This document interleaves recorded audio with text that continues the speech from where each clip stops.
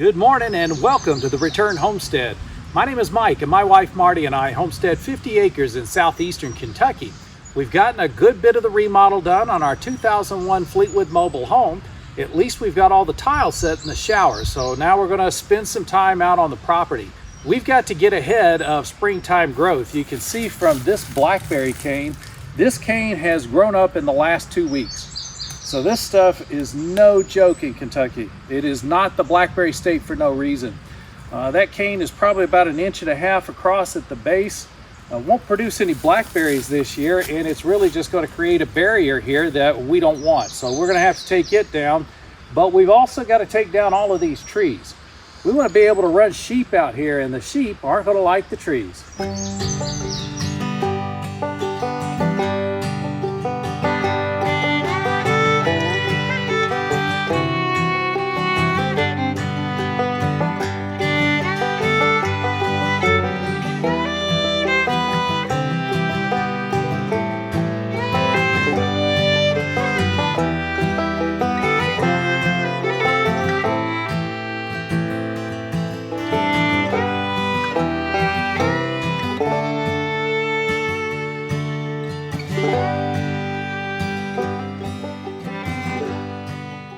So there's the 2001 Fleetwood and the chicken yard, which is directly behind it.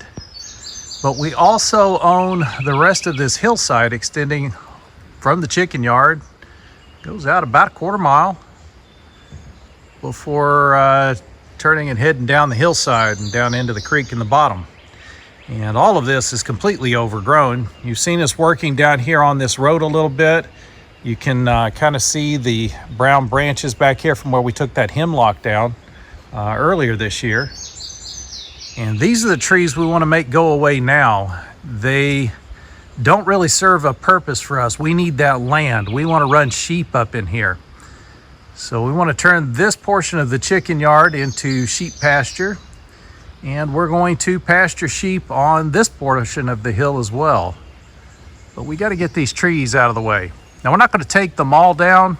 We are going to leave some choice deciduous trees in here. We have some autumn olive.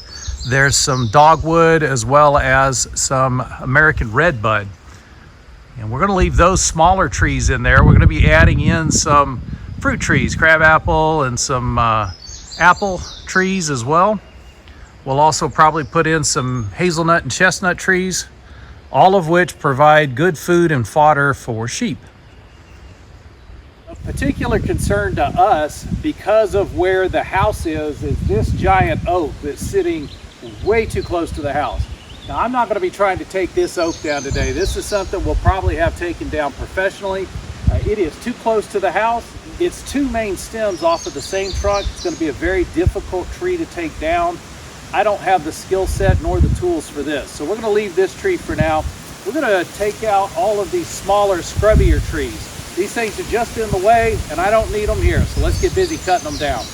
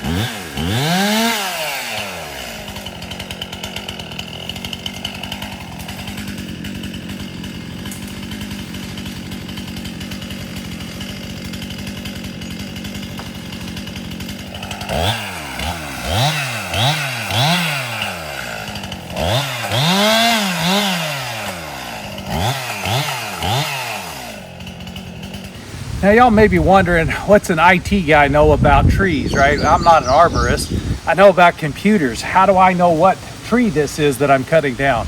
I mean, you heard me talking about the fact that we have some pear trees out here. We've got tulip poplars out here. We've got oak trees and maples. How do I even know what all this stuff is? You just saw me pull or Marty just had to duck when I threw a devil's walking stick at her.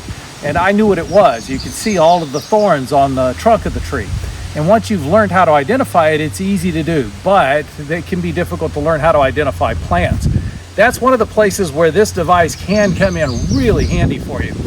We use a little app called PlantNet, and PlantNet allows you to take a picture of a plant, submit the leaf or flower for evaluation, and then they tell you what it is. Now, it's not 100% accurate, but it is close enough that you can get some idea of whether or not this is a fruit-bearing pear tree or whether it's one of those Bradford pears that's just going to fall apart in a few years.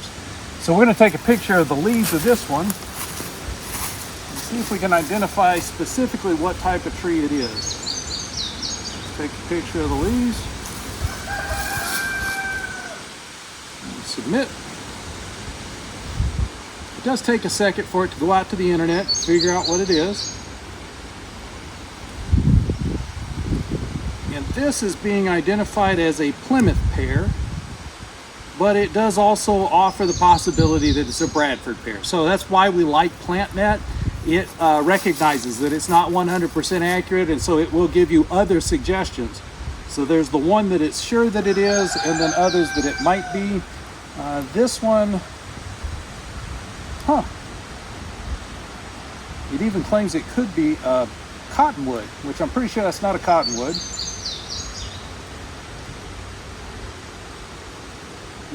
Some evidence from the shape of the leaf, it could be a crabapple. So there are some other possibilities here. The high probability is a Plymouth pear, which is actually a fruit-bearing tree. So we want to hang on to this for now. If it turns out that this is a Bradford pear, we'll know about it pretty quick because the trunk will start to split in an odd area. So you'll end up with a Y low down on the trunk.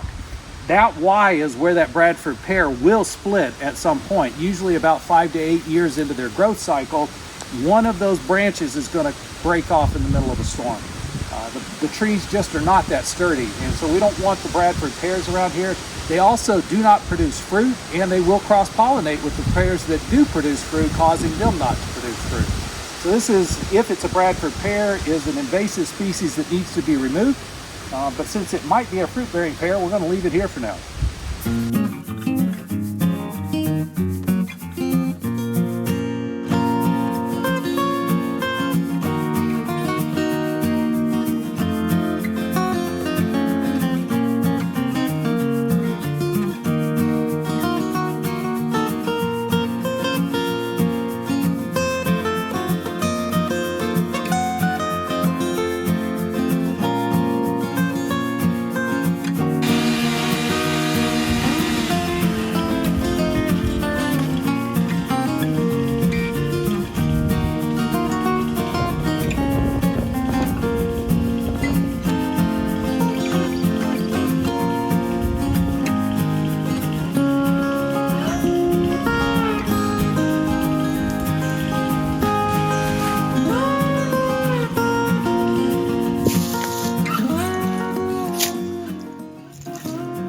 Fence post. So we're not just taking down trees, we're also looking to collect resources. So we're trying to find resources that we can utilize here on the property to improve the systems that we have for managing the animals' food. One of the things we need a lot of right now is fencing. Fencing needs posts, and these fence posts are extremely expensive. Go up price a 10-foot, 6-inch fence post. Let's see what that's going to cost you. So I don't want to waste any good, strong, straight lumber like this. This is a decent fence post. Would do really good to hold up in the middle of the fence. May even have enough girth to it. It could be used to build a brace from. So that's a good fence post.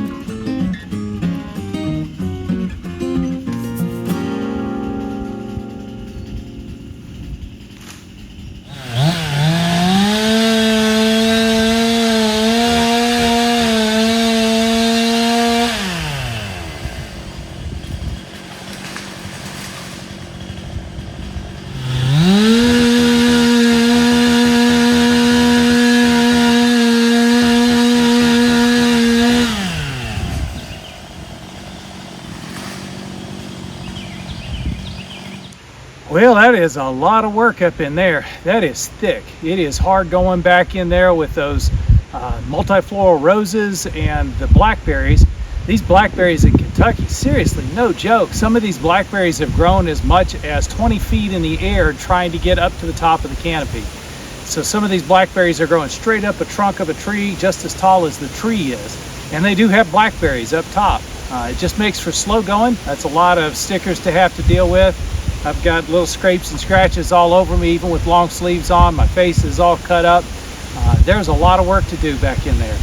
We are taking down poplar trees. So there are tulip poplars all in there. Vast majority of them are not more than 2 or 3 years old. We've got autumn olives in there. I'm trying to leave those. Those make for a nice barrier planting. We're looking for some good specimens that we can pull propagation off of. So once we've got a good sample of an autumn olive that we know is a healthy plant, we'll propagate by cutting off branches and rooting those. And then we can use the autumn olive to create a barrier on the top side of our property up at the ridge line. That way we can put a fence up and then put the autumn olive just inside of the fence. It'll create a nice walled barrier about 18 to 20 feet tall, completely impenetrable. And that's what we want up there on that front edge of the property. So we're going to save the plants that we have down here. There's quite a few dogwoods still left up in there. Once we get the canopy off of the top of them, they'll be able to grow and we'll see some beautiful dogwoods back in there. There's also a lot of devil's walking sticks. Those are just straight trunks with thorns all over them. Almost impossible to get out without sticking yourself at least once. So there's still a lot of cutting to do. We've got some pine trees up in there, and we're also dealing with leach lines. So our septic tank is just in this area right underneath this large oak tree, and the leach lines go straight out from the septic tank. So that's the area that I'm clearing. There should not be any trees above the leach lines. The fact that there's trees on the leach lines to begin with is a bad deal. These trees have to go, so I'm gonna grab the chainsaw and get back in there and keep working. It's just too hard to get the camera back in there, so I won't be able to take you with me. We do appreciate you joining us here on the Returned Homestead today. Hopefully you've enjoyed watching me scratch myself up in the bushes. If you haven't subscribed to the channel yet, please take a moment to jump in there and do that. While you've got the window open, hit that thumbs up icon. That lets the algorithm know you enjoyed the video, and they'll share it out with more people. We'll see you next time.